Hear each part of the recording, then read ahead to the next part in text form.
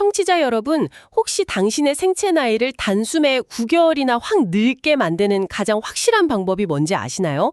햄버거를 매일 먹거나 줄담배를 피우는 게 아닙니다. 놀랍게도 그건 바로 나를 끊임없이 짜증나게 하고 내 감정을 갉아먹는 특정 인간관계, 이른바 해슬러를 곁에 두는 겁니다. 정말 시작부터 뼈를 때리는 팩트네요. 네, 청취자 여러분 안녕하세요. 저희의 심층 탐구 시간에 오신 것을 환영합니다. 오늘이 2026년 3월 16일 월요일인데요. 지난 주말 동안 케어유 뉴스의 김영래 편집장이 국내외에서 쏟아진 최신 시니어 트렌드 그리고 각종 연구 자료들을 아주 팟캐스트 형식으로 분석해드릴 수 있게 말 그대로 산더미처럼 집약해서 저에게 전달해 주셨습니다. 네, 진짜 방대한 자료들이었죠. 세포 생물학의 최신 발견부터 최신 뇌과학, 그리고 아주 극대한적으로 양극화된 부동산 시장, 또 우리가 사실 외면하고 싶어하는 세대 갈등까지 다 아우르는 내용이었습니다. 맞습니다. 그래서 오늘 저희의 미션은요, 이 방대한 자료들을 바탕으로 단순한 어떤 텍스트 요약을 넘어서 그 이면에 숨겨진 작동 원리까지 아주 깊이 있게 파헤쳐 보는 겁니다. 우리가 보통 노후 준비라고 하면 조건 반사적으로 은행 잔고나 연금 수익률 같은 것만 떠올리잖아요. 그렇죠. 보통 돈 문제부터 생각하시죠. 근데 오늘 살펴본 이 자료들이 공통적으로 외치는 진실은 그게 아니라는 겁니다. 노화는 달력 숫자가 넘어가는 수동적인 현상이 아니라 우리가 매일 밤 어떻게 자고 내일 아침 뭘 먹고 누구랑 대화하는지를 재설계해야 하는 아주 적극적인 생물학적 프로젝트라는 거죠. 아주 훌륭한 관점입니다. 아무리 완벽한 은퇴 자금을 모아두었다고 해도 막상 그걸 누릴 수 있는 물리적 기반, 그러니까 우리 몸의 생물학적 인프라가 무너지면 사실 아무 소용이 없는 거니까요. 그러니까요. 자, 그럼 당장 오늘 밤 우리가 세포를 어떻게 다뤄야 하는지부터 파헤쳐 볼까요? 최근에 시니어들 사이에서 그 바이오 해킹이라는 단어가 엄청 유행하더라고요. 자기 몸 데이터를 기반으로 생활 습관을 개선한다는 건데 제가 보기엔 이게 일종의 스마트폰 소프트웨어 업데이트 같았어요. 오, 소프트웨어 업데이트요? 네, 그러니까 우리 몸이라는 좀 오래된 하드웨어에 새 소프트웨어를 까는 건데 단순히 젊은 친구들 사이에서 유행한다고 막 버터 잔뜩 들어간 방탄커피 같은 걸 시니어분들이 매일 마시는 건 오히려 자기 몸에 악성 코드를 까는 경 아닐까 싶더라고요. 악성 코드 비유 진짜 과학적으로 아주 정확한 지적입니다. 여기서 매력적인 부분이 바로 그 안전성의 경계거든요. 바이오 해킹의 핵심은 맹목적으로 유행을 쫓는 게 아니라 내 현재 대사 상태에 맞는 개인화된 최적화에 있습니다. 사람마다 맞는 코드가 다르다는 거군요. 맞아요. 방탄커피에 들어가는 다량의 포화지방은 젊고 대사가 활발한 사람한테는 좋은 에너지원이 될 수 있죠. 하지만 이미 혈관 탄력성이 떨어지고 고지혈증 위험이 있는 시니어에게는 그게 혈관 내벽에 염증을 유발하는 치명적인 오류 코드가 돼버립니다. 득보다 실이 훨씬 클 수 있겠네요. 그럼요. 오히려 현미나 귀리 같은 수용성 식이섬유를 드셔서 장내 미생물의 다양성을 복원하는 게 훨씬 안전하고 강력한 진짜 바이오 해킹이죠. 그리고 식단만큼이나 우리 몸의 하드웨어를 지키는 필수 방어선이 있는데 그게 바로 근육입니다. 근육 중요하죠. 누구나 나이 들면 근력이 떨어진다고는 하는데 그 국립보건연구원 자료 보니까 근육이 단순히 걷고 뛰는 데만 쓰이는 게 아니더라고요. 근감소증이 만성 신장병이랑 직결된다는 내용은 진짜 좀 충격적이었어요. 도대체 팔다리 근육량이랑 소변 걸러내는 신장이 무슨 상관인 건가요? 이게 장기들을 다 따로따로 부품처럼 생각하면 참 이해하기 어려운데요. 우리 몸 전체를 하나의 거대한 화학 공장이라고 보시면 아주 명확해집니다. 화학 공장이요? 네, 근육은 그냥 뼈를 움직이는 고깃덩어리가 아니라 우리 몸에서 가장 큰 아미노산 저장소이면서 동시에 대사 쓰레기통 역할을 합니다. 혈중 포도당도 흡수하고 전신 염증도 조절해주거든요. 잠깐만요. 근육이 쓰레기통 역할을 해준다고요? 와, 그건 몰랐네요. 네, 그래서 나이가 들어서 근육량이 훅 줄어버리면 몸에 떠도는 그 대사 노폐물이나 염증 물질들이 갈 곳을 잃게 됩니다. 결국 이 독소들을 처리해야 하는 부담이 고스란히 몸의 진짜 필터인 신장으로 다 쏠리게 되는 거죠. 그러니까 근육이 신장을 대신해서 독소를 1차로 막아주는 완충지대였던 거군요. 정확합니다.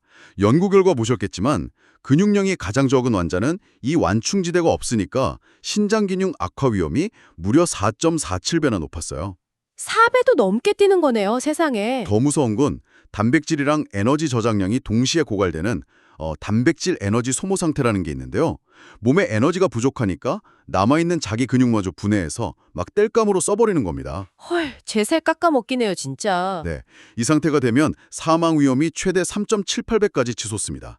그러니까 시니어 분들에게 단백질 섭취나 가벼운 근력 운동은 뭐 몸짱이 되려는 게 아니라 내 신장 필터가 망가지지 않게 보호하는 생존 필수 소프트웨어인 셈이죠. 진짜 근육이 생존 그 자체네요. 자, 먹는 거랑 운동만큼 생존에 직결되는 게 또 하나 있죠. 바로 수면입니다. 이번 자료 보니까 프랑스 전체 평균 수면 시간이 6시간 50분으로 떨어지면서 국가적으로 수면 부채 경고등이 켜졌다고 하더라고요. 사실 한국은 뭐 그것보다 훨씬 더 심각한 상황이죠. 여기서 우리가 꼭 짚고 넘어가야 할 기전이 있는데요. 수면은 폰 배터리 충전하듯이 그냥 전원 끄고 가만히 있는 수동적인 상태가 절대 아닙니다. 그럼요. 뇌가 일하는 시간인가요? 네, 뇌가 스스로를 아주 물리적으로 청소하고 또 망가진 세포 DNA를 복구하는 가장 격렬하고 적극적인 칭유의 시간이에요. 그래서 프랑스 전문가들이 수면의 질을 점수화하는 그 솜노 스코어라는 것까지 도입하자고 제안하는 이유도 이 치유작용을 눈에 보이게 만들어서 경각심을 주자는 거죠. 아, 솜노스코어요? 그럼 그 수면 부채를 갚으려면 어떻게 해야 하나요? 일단 낮에 자연광을 15분 이상 충분히 쬐어서 뇌의 생체 시계, 즉 서카디안 리듬을 초기화하는 게 첫걸음이고요. 아, 햇빛 쬐는 거 진짜 중요하죠. 저도 자료에서 봤는데 수면 무호흡증 완화하려고 그 항산화 성분 많은 시금치나 오메가3 풍부한 연어 그리고 통곡물 같은 거 챙겨 먹으라는 것도 결국 뇌 청소 과정을 돕기 위한 거더라고요. 근데 청취자 여러분도 다 공감하시겠지만 낮에 햇빛도 보고 따뜻한 우유도 마셨는데 밤에 잠 안 올 때 있잖아요. 그렇죠. 그럴 때 참 괴롭죠. 그래서 수면제라도 처방받을까 하다가도 수면제 먹으면 치매 걸린다 이런 무서운 소문 때문에 그냥 뜬 눈으로 밤새우는 분들 많거든요. 근데 이번 하버드대 연구 보니까 이 상식을 완전히 뒤집는 반전이 있던데요. 네, 그 연구가 아주 과학이 주는 흥미로운 역설인데요. 알츠하이머 환자들 뇌를 보면 가장 큰 문제가 이 깊은 수면 단계가 완전히 망가져 있다는 겁니다. 깊은 수면이요? 네, 우리가 아주 깊은 잠에 빠지면 뇌파가 천천히 크게 출렁이는 느린 진동 상태가 되거든요. 이때 뇌척수액이 세포 사이를 막 파도처럼 밀려다니면서 치매 원인 물질인 아밀로이드 플라크 찌꺼기를 씻어냅니다. 아, 파도처럼 씻어내는 거군요. 맞아요. 그런데 알츠하이머 초기 환자들은 뇌 회로가 막 비정상적으로 과흥분되어 있어서 이 느린 진동 상태로 들어가지 못하고 찌꺼기만 계속 쌓이는 겁니다. 뇌가 각성돼 있어서 청소부가 못 들어오는 거네요? 그럼 거기에 수면제 성분인 졸피뎀을 썼더니 어떻게 됐나요? 네, 졸피뎀이 바로 그 과부하 관리 뇌 스위치를 강제로 딱 끄고 진정시킨 겁니다. 물론 초기 동물 모델 연구이긴 하지만 졸피뎀으로 뇌가 억지로라도 느린 진동 상태를 회복하니까 놀랍게도 뇌척수액이 다시 청소를 시작했어요. 와, 억지로 재워도 청소가 되긴 되네요. 네, 그 결과 아밀로이드 플라크가 확연히 줄고 신경 염증도 낮아졌습니다.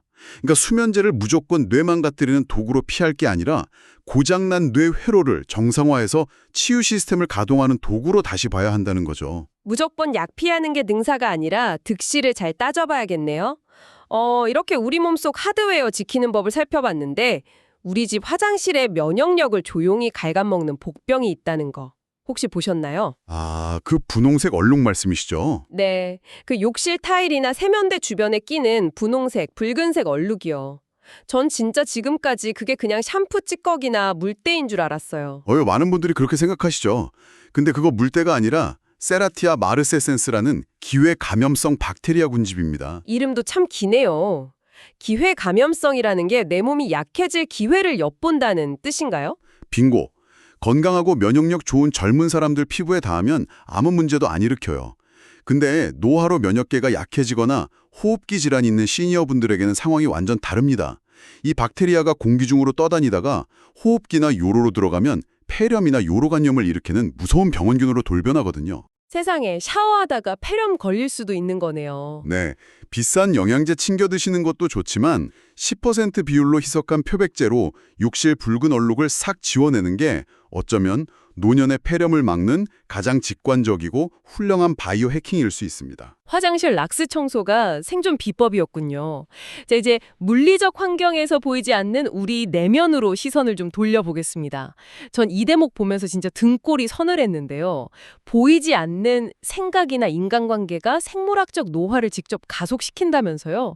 먼저 이선 크로스 교수가 말한 채터, 즉 오버싱킹 이야기부터 해볼까요? 네, 이 오버싱킹, 그러니까 과거를 막 끝없이 후회하거나 미래를 불안해하는 건 그냥 감정 소모가 아닙니다. 뇌를 물리적으로 때리는 행위예요.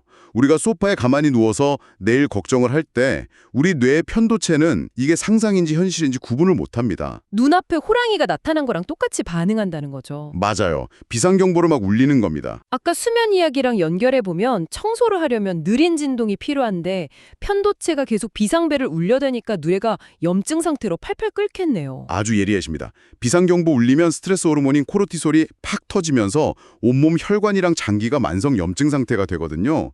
자료 보셨겠지만 한국 65세 이상 노인의 무려 55.6%가 이런 불안이나 우울을 겪는다고 해요. 절반이 넘네요. 네, 근데 충격적인 건 그중 53.1%가 나이 들면 다 그렇지 뭐 하면서 그냥 방치하고 계신다는 겁니다.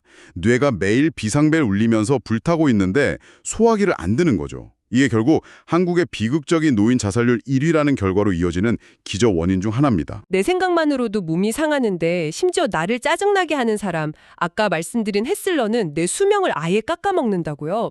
영국대 연구 보니까 내 삶을 피곤하게 하는 독성 인간관계 한 명 추가될 때마다 노화 속도가 1.5% 증가한대요. 네, 생체 나이를 환산하면 무려 9개월이나 한 번에 확 늙어버리는 겁니다. 세상에, 진짜요?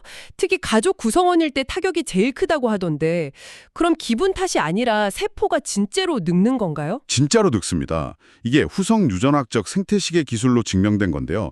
쉽게 비유하자면 우리 DNA 유전자가 수만 개의 건반이 있는 피아노라고 생각해 보세요.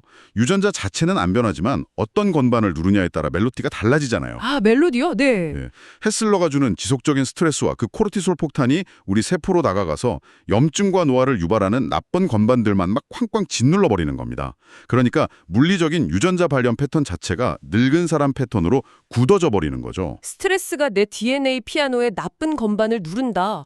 와, 진짜 확 와닿네요. 듣고 계신 청취자분들도 지금 아우, 그 인간이 내 수명을 깎고 있었네 하시는 분들 분명 계실 거예요. 아, 다들 한 명씩은 떠오르실 겁니다. 근데 전문가님, 저는 여기서 되게 현실적인 의문이 들었어요. 나쁜 관계가 날 늙게 하는 건 과학적으로 알겠는데 한국은 특유의 끈끈한 정문화가 있잖아요. 수십 년 미혼정 고혼정 든 배우자나 자식을 그저 햇슬러라고 무자르듯 끊어내는 게 과연 현실적으로 시니어분들한테 가능할까요? 매몰 비용에 오류에 갇힌 분들한테 당신 늙으니까 거리 두세요 하는 건 너무 잔인한 탁상공론 아닐까 싶어서요. 아, 이 대목에서 진짜 중요한 질문을 던져주셨습니다. 완전히 단절하는 게 과연 유일한 정답일까 하는 거죠. 말씀하신 대로 한국적 맥락에서 가족을 억지로 끊어내는 건 오히려 거대한 죄책감이라는 더 큰 맹수를 불러올 수 있습니다. 맞아요. 끊어내고 나서 병나시는 분들 많거든요. 그래서 현대 노년학에서는 물리적 단절 대신에 심리적 경계를 설정하라고 권장합니다. 심리적 경계요? 마음의 방화벽 같은 건가요? 네, 마음의 방화벽. 딱 좋은 표현이네요. 상대의 가시돋친 말이나 감정이 내 통제소 안으로 못 들어오게 차단막을 내리는 훈련이죠. 근데 이거 혼자 하긴 진짜 힘듭니다.